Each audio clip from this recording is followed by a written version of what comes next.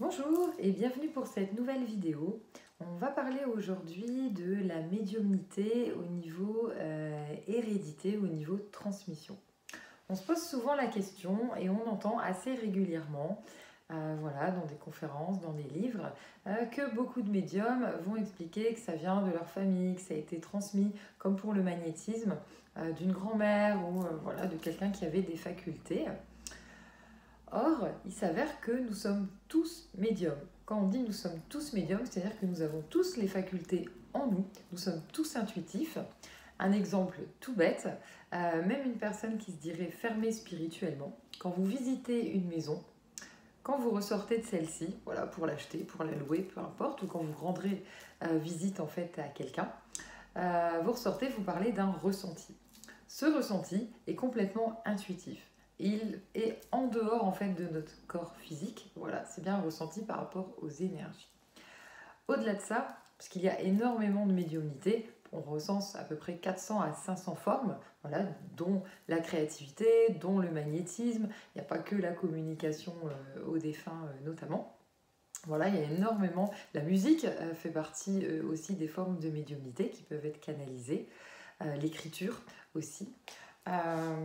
Dans ce sens-là, on a tous la capacité d'inverser le fait qu'on a souvent en fait bloqué, fermé les capacités pour laisser seul notre cerveau et notre mental diriger ce qui est correct ou non et réussir à mettre en fait cette éducation.